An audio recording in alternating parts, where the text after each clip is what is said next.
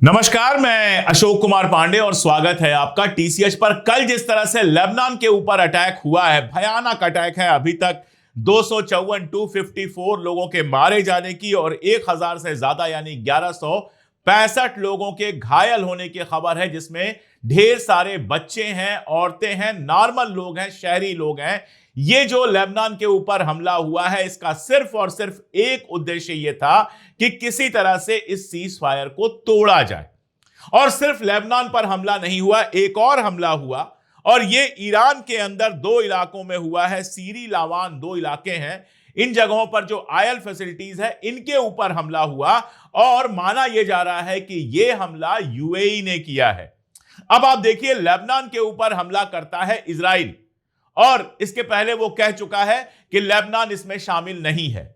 और इधर ईरान के ऊपर जो हमला हुआ है उसमें शक जताया जा रहा है। लोग कह रहे हैं, और ऐसे लोग नहीं जो सड़क चलते लोग हैं, अच्छे खासे रिसर्चर्स हैं जो उस इलाके को जानते हैं, वो कह रहे हैं कि 95% से ज्यादा उम्मीद यह है कि यूएई ने यह हमला किया है। अब यूएई ईरान के ऊपर हमला क्यों कर रहा है, और अगर यूएई ने हमला किया है तो इसके पीछे वजह क्या है? हालांकि यह भी बता दूं कि ईरान के ऊपर जो हमला हुआ, पलटकर ईरान ने तुरंत हमला किया है। फुजैरा में आग की तस्वीरें आई। फुजैरा में कहीं पर बड़ा इंपैक्ट हुआ है, जहां से आग तेजी से निकलती हुई दिखाई दी। अबू धाबी में जो हबशाम इलाका है, बुअसा इलाका है, असब इलाका है, इन सारी जगहों पर ईरान ने हमला किया और बहुत क्लियर कहा कि अगर हमारे ऊपर हमले होते रहेंगे तो हम पलटकर हमला करते रहेंगे। यही नहीं, अगर प्रेस टीवी की रिपोर्ट आप देखें तो प्रेस टीवी, जिसको ईरान का लगभग सेमी ऑफिशियल माना जाता है, प्रेस टीवी का यह कहना है कि कल भी हमले हुए हैं और आज भी हम पूरी तरह से तैयार हैं। अगर सीज फायर में जरा सी भी गड़बड़ी हुई तो हम हमला करेंगे। तो यह तो हुआ ईरान का मामला, लेकिन अभी लेबनान का मामला समझना जरूरी है। आगे बढ़ूं उसके पहले आपको दो चीजें दिखाता हूं। 1973 में, 1973 में, यानी मेरे जन्म के भी 2 साल पहले, यूनाइटेड नेशन में एक प्रस्ताव पास होता है जिसमें लेबनान के ऊपर इजराइल के हमले की मजम्मत की जाती है। 53 साल पहले भी लेबनान के ऊपर हमला कर रहा था इजराइल, और कल भी लेबनान के ऊपर हमला किया, बेरूत के ऊपर हमला किया इजराइल ने। और यह हमला कोई छोटा मोटा हमला नहीं था। 150 से ज्यादा बम गिराए गए। आप अंदाज लगा सकते हैं कि यह किस तरह का हमला था। जो वीडियोज आए उसमें रेस्टोरेंट दिखे जिनके ऊपर बम गिरा है, पूरी की पूरी रेजिडेंशियल बिल्डिंग, अपार्टमेंट जिसमें अलग अलग फ्लैट्स में लोग रहते थे, जिनमें मासूम बच्चे और औरतें थीं, वहां पर बम गिराए गए और कहा गया कि हिजबुल्लाह के ठिकानों पर बम गिराया। अब मैं आपको यह बताता हूं कि नेतन्याहू ने लिखी है अपनी एक जीवनी, अपनी जिंदगी की कहानी लिखी है। और उसमें एक जगह वो लिखता है कि जब ईरान के साथ ओबामा ने JCPOA समझौता कर लिया, यह न्यूक्लियर को लेकर समझौता था, जिसके बाद ईरान के कई सारे फ्रीज एसेट खोल दिए गए थे, कई सारे सैंक्शंस में रिलीफ दे दी गई थी। तो नेतन्याहू लिखता है कि इसको देखकर मुझे बहुत ज्यादा गुस्सा आया और मैंने यह तय कर लिया कि किसी भी तरह से इस समझौते को तोड़ना है।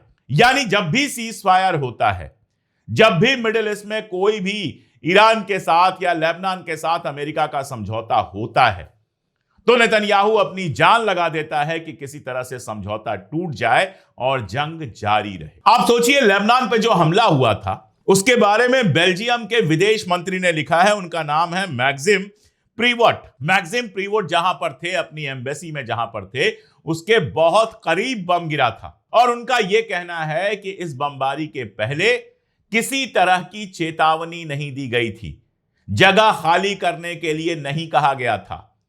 और उन्होंने कहा कि मैं बस बाल बाल बच गया, वरना यह भी हो सकता था कि नेतन्याहू के बम से बेल्जियम के विदेश मंत्री मारे जाते। जो international council of red cross है, उसने भी बहुत साफ साफ कहा कि बेरूत के अंदर जो हमला हुआ है, इस हमले के पहले कोई चेतावनी नहीं दी गई और नागरिक इलाकों पे यानी रिहायशी इलाकों पर यह हमला हुआ है। यह रेड क्रॉस की इंटरनेशनल काउंसिल कह रही है। और आप देखिए, सारी दुनिया खामोश बैठी हुई है, खामोश नहीं बैठी हुई है। बयानात आ रहे हैं। बयान मैंने आपको बताया 1973 में भी आ रहे थे और बयानात आज भी आ रहे हैं। मैक्रॉन का बयान आया, पेड्रो सांचेज का बयान आया और भी कई जगहों से बयान आया, लेकिन इतनी हिम्मत किसी की नहीं है कि इजराइल के ऊपर सैंक्शन लगाए या फिर उस यूनाइटेड नेशन से इजराइल को निकाल कर बाहर कर दे, जिसकी कोई भी बात इजराइल नहीं सुनता है। अक्सर एक डायलॉग आपने सुना होगा, Israel has a right to exist. Israel को एग्जिस्ट करने का राइट है। यहां आपको शायद यह बात नहीं पता होगी कि दुनिया का इकलौता देश इजराइल है जिसने अपनी सीमाओं के बारे में, अपनी बाउंड्रीज के बारे में कुछ नहीं बताया है, जो कभी भी यह नहीं बताता है कि क्या क्या इलाके हमारी बाउंड्री में हैं, क्योंकि यूनाइटेड नेशन ने जो उसकी बाउंड्री बनाई थी उसको तो वो कब का क्रॉस कर चुका है। कहीं लिटनी रिवर में घुसा हुआ है, कहीं गोलन हाइट्स पे घुसा हुआ है, कहीं कहीं घुसा हुआ है, दूसरों के मुल्कों पर कब्जा कर करके उसके अंदर घुस घुस के इजराइल का जो एग्जिस्टेंस है उसको एग्जिस्ट करने का कोई राइट नहीं है। हिंदुस्तान को एग्जिस्ट करने का राइट है, लेकिन अपनी बाउंड्रीज में। हिंदुस्तान को यह हक नहीं है कि अगल बगल के मुल्कों में घुस जाए।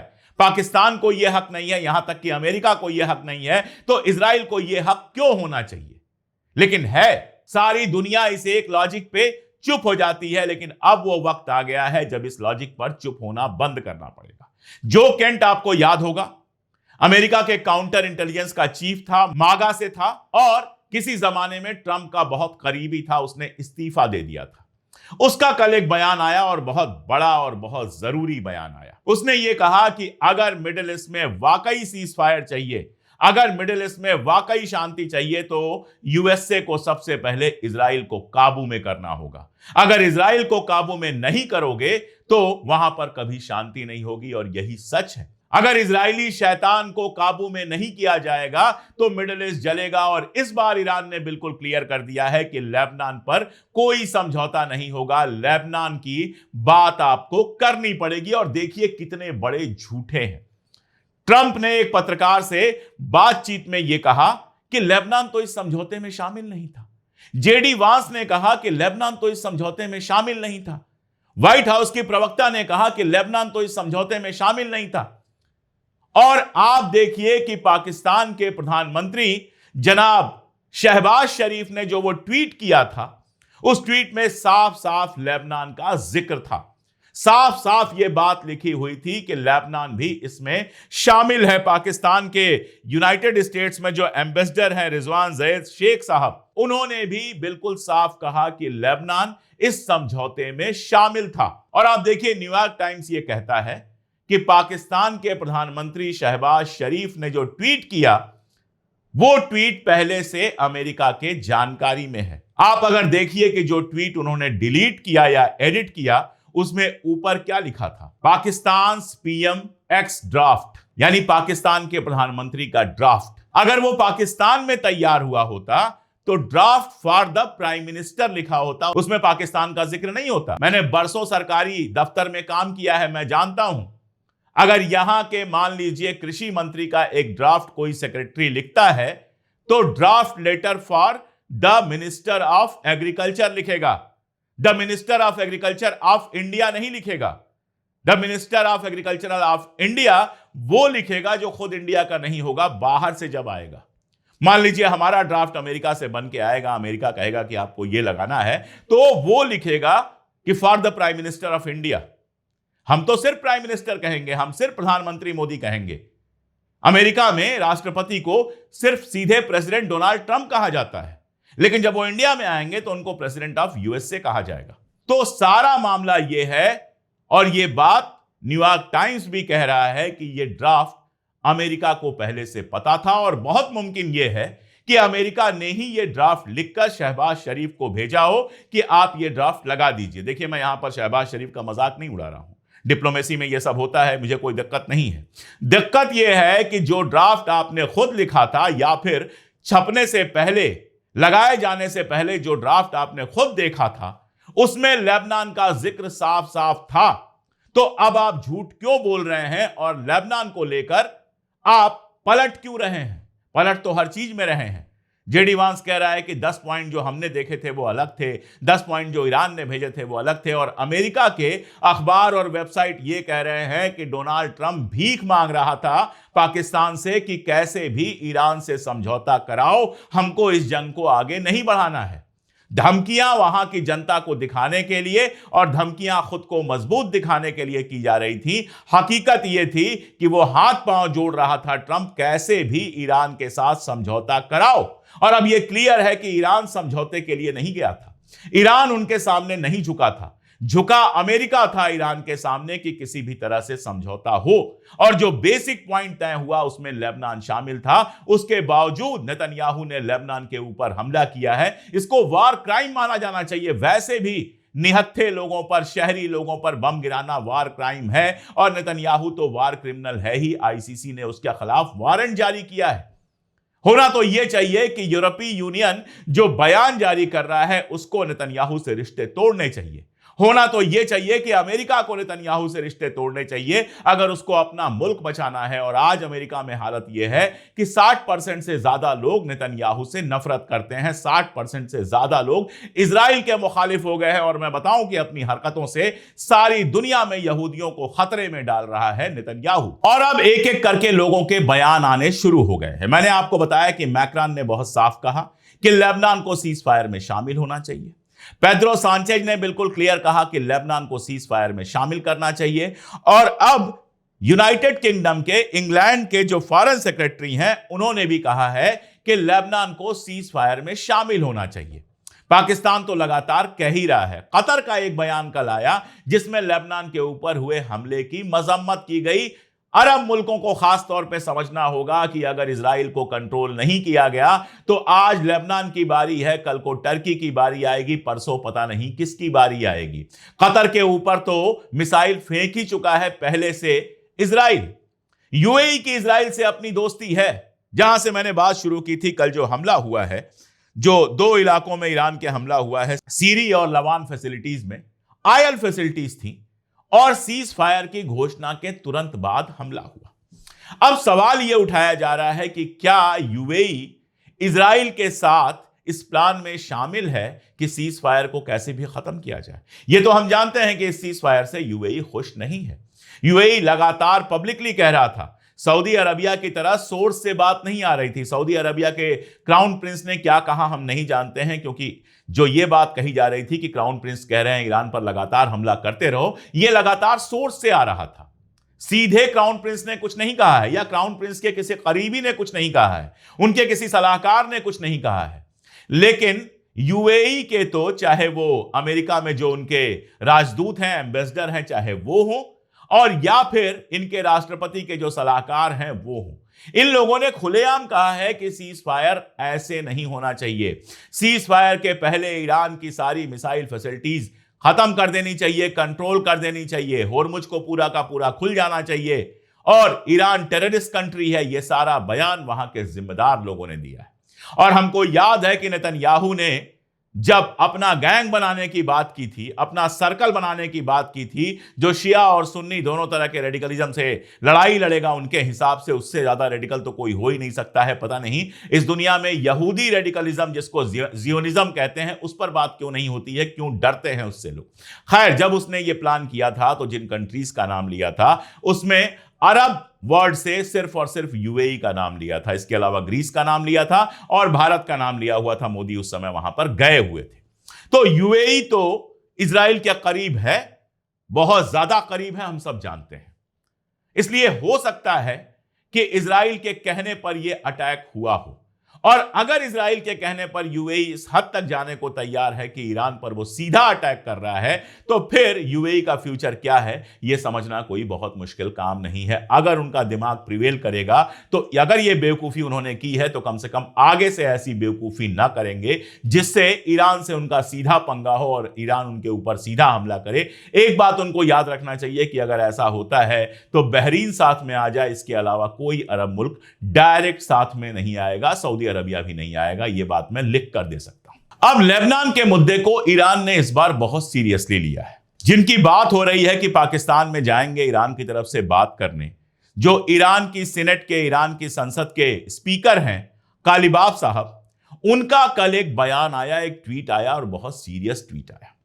और उस ट्वीट में उन्होंने कहा कि जिन बातों पर सहमति बनी थी, जिन पॉइंट्स पर हमारी रजामंदी हुई थी, उनमें से 3 का पहले ही वायलेशन हो चुका है। और उसकी जो लैंग्वेज थी, एक बार तो मैं डर गया कि कहीं ऐसा तो नहीं कि सीज फायर इसी पॉइंट पर खत्म हो गया। हालांकि ईरान ने उसके बाद रेस्टोरेंट दिखाया है, कोई बड़ा हमला, कोई बड़ी चीज नहीं की है। यूएई ने हमला किया था तो फुजैरा वगैरह पर हमला किया है, लेकिन कोई बड़ा हमला नहीं किया है। हमले हुए हैं और भी अरब कंट्रीज पे हुए हैं, इजराइल के अंदर हमले हुए हैं, लेकिन अभी तक सीज फायर से हम पीछे हट गए ऐसा ईरान ने नहीं कहा। लेकिन ईरान ने यह क्लियर किया कि लेबनान को आपको इसमें शामिल हो करना पड़ेगा।